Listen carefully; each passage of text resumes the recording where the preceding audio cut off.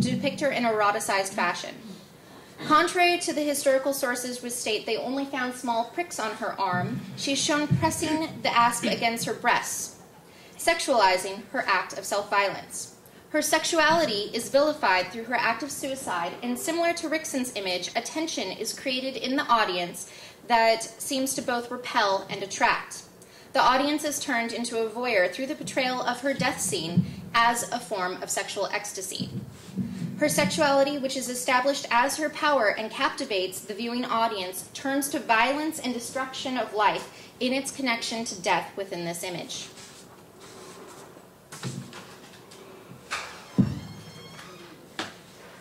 Patriarchal societies project their prejudices concerning female power onto Cleopatra's identity in order to subjugate the female in society. Cleopatra was manipulated to become a tool due to her iconic and well-known history. No longer a historical figure, but a symbol, she was fabricated from gender-based stereotypes that create messages about morality and female power that are then projected onto the overall female as a whole.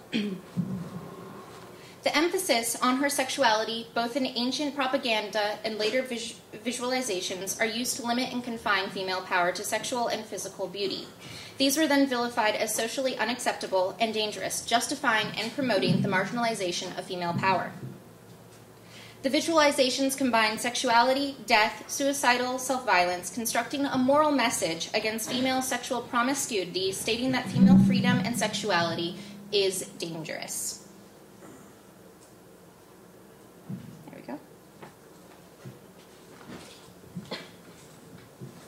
Images of Cleopatra's death scene propagate patriarchal ideologies that subjugate the female gender through the vilification of female sexuality. Cleopatra is still being used as a tool for the propagation of patriarchal ideological prejudices through modern film and cover art images for books centering on her story and identity. The two images that I've just examined in this presentation both appear as cover art images. The text such as Cleopatra, The Life and Death of a Pharaoh, and Cleopatra, Classical Biography by Errol Bradford both portray these images. These books attempt to provide more historically based and less stereotypical depictions of Cleopatra's story. However, the use of these images still diffuses problematic stereotypical portrayals of the female gender's power through her iconic image. They are mostly used to attract audiences through the voyeuristic intrigue they incite. Finally, films and television have also done their part to propagate these problematic portrayals of Cleopatra. This is an image from the HBO series Rome. In this series, she is presented as cruel and promiscuous drug addict who manipulates men through her sexuality, more for her own personal pleasure and gain rather than the well-being of her kingdom. While modern women are allowed to claim freedom and powers to agree much more available,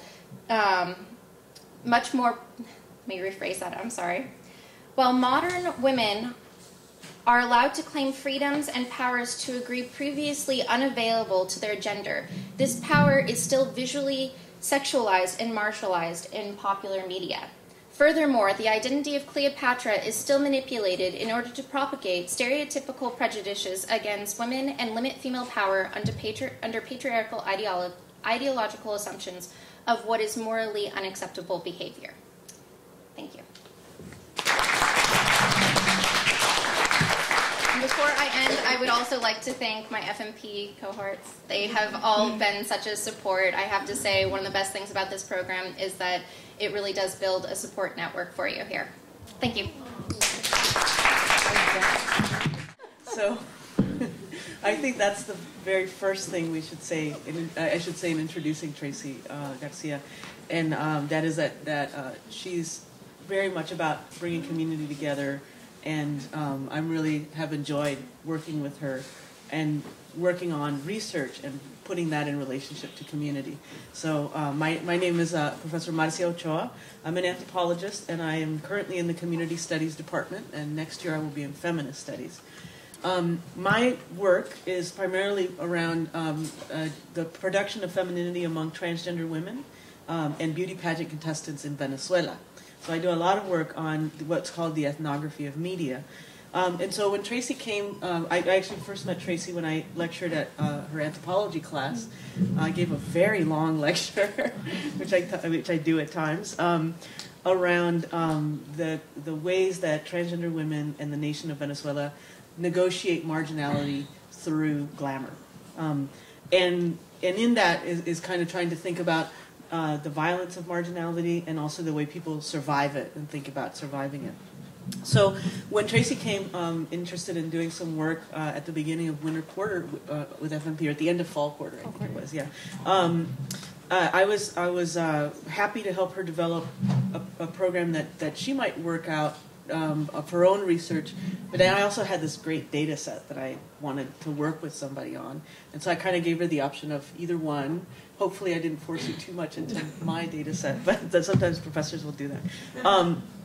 But what I had done was a little reception study that Tracy will explain what that is, and had all this really interesting information about how transgender Latinas respond to the idea of plastic surgery in this telenovela. So I was really, really pleased to work with Tracy as we developed, kind of what ethnography of media is, how we can do this kind of work from Chicano studies and Chicana feminism frameworks, and relate it to migration, sexuality, gender.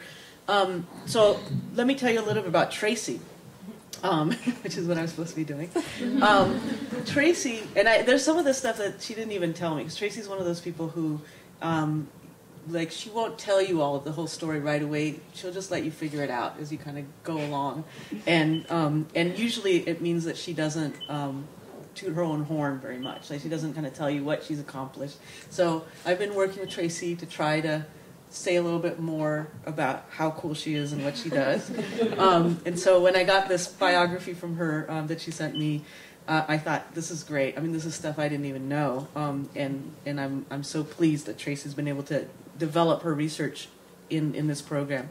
So Tracy was born and raised in Southgate, Southeast Los Angeles. Yay. And her parents are here.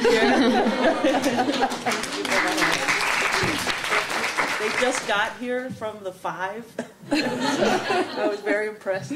Tracy's a first-generation college student, and her family's from Mexico, and she identifies as Mexicana and Chicana. And she transferred to UC Santa Cruz in 2009 from Cerritos College. This is the first research project that she's done, and she says it's been challenging, but I think she's done it very graciously and in a way that's been a pleasure to work with. She's an anthropology major, and she wants to study ethnomusicology, but she's looking at a few other alternatives. She will hopefully be interning at the National Museum of Natural History at the Smithsonian in the winter next year, and continuing to do research in culture and media. I think she has a wonderful career ahead of her. So please welcome Tracy Garcia.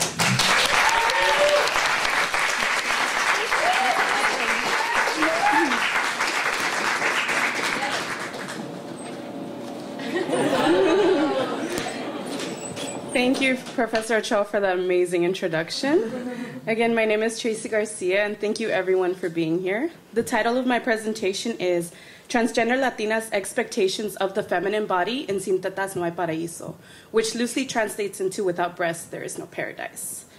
When I first became involved in this project, I was immediately interested in learning more about studying audiences' interactions with telenovelas or soap operas, mainly because I grew up watching these shows and they had a significant impact on my idea of beauty for Latina women.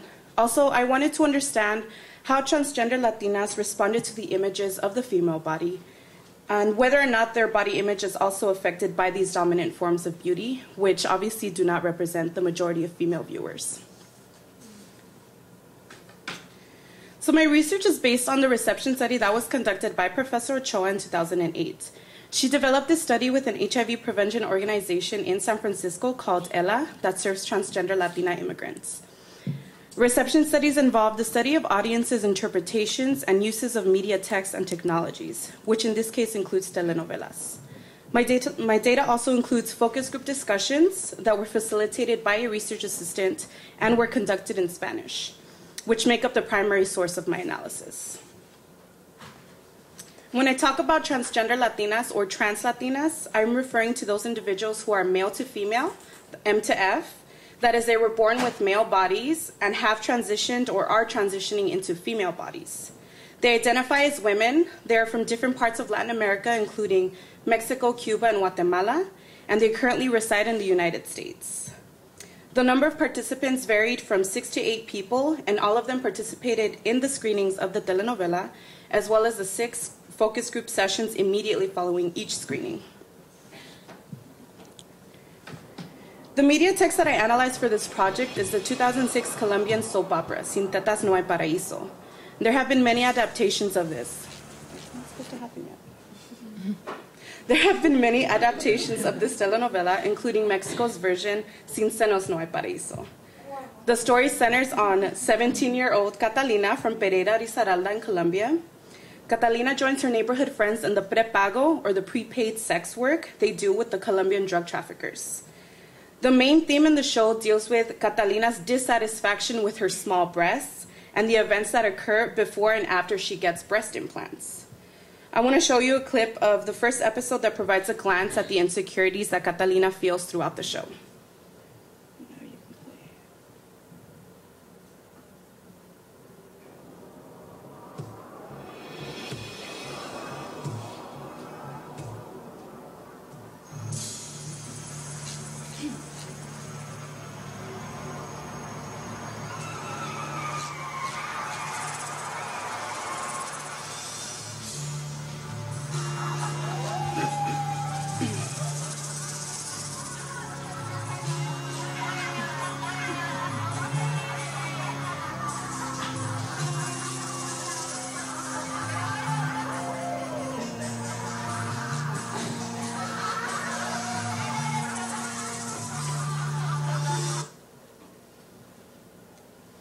So this telenovela provided an interesting opportunity for the trans Latina participants to discuss feminine body ideals with regard to Catalina's experiences and their own personal experiences with body transitions.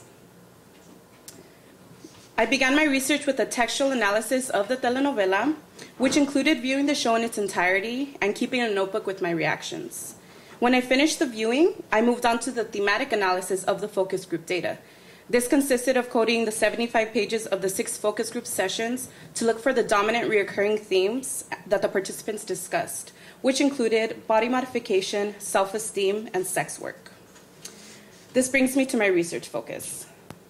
I hypothesized that trans Latinas project their expectations of the feminine body through their moral opinions about Catalina's desire for breast implants. After reading through the data, I noticed a pattern that was occurring in the participants' discussions of Catalina's insecurities with her small breasts. I narrowed down my focus to include their statements about body modification with specific regard to Catalina's experiences. Also, low self-esteem issues and advancing herself as a sex worker were reasons provided to explain Catalina's desire for breast implants. My analysis of the trans Latinas' statements showed that they were morally concerned with Catalina's motives for getting breast implants. Overall, the data showed a large amount of conversations around body modification and morality. And I was surprised to find only 10 statements that were made about Catalina's low self-esteem as the reason she wants implants. Also, I thought it was interesting that for the majority of the focus group sessions, the trans Latinas' conversations were all moral interpretations of Catalina's actions, which proves my research focus to be accurate. After viewing the telenovela and discussing the actions Catalina takes that lead her to get breast implants, the trans Latinas discussed breast implants as an option for themselves. Their comments vary from expressing desire for breast implants to resemble women in their image of femininity, and also to objecting any surgical procedures to alter their bodies. A lot of the dialogue among the participants is centered on the expectations of the feminine body and their opinions about breast implants.